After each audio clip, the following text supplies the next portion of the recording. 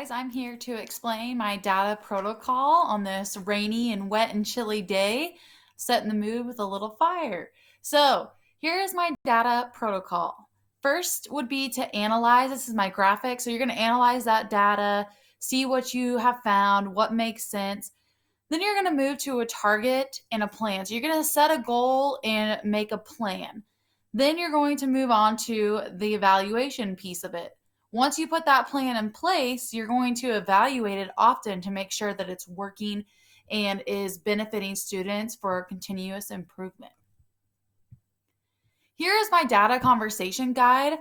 I was given our data protocol from my school at Emporia High, and I took bits and pieces and kind of made it my own here in this kind of graphic organizer. So step one would be to review the guide and process and also review the data protocol. So what are we going to be doing? How is it going to work? And then also in step one, you're going to explain the data. Explain just the facts, what kind of where it comes from, and then you're going to move on to step two. So step two would be to review the facts of the data. So as an individual, you're going to write down or kind of internally think about what you learned from the data. So what are the straight facts? Then when you're done finishing that, you will discuss it as a group. Next, we move on to step three. So discuss what the data tells us.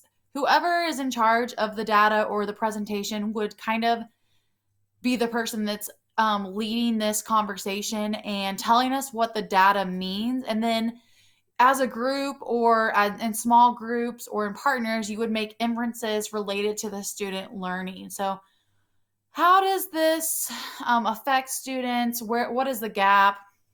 What does this data tell us? And then step four, you always want to include a positive. You want to see what kind of good data do we have in our school or in this portion, and really highlight that in your meeting or your PD day.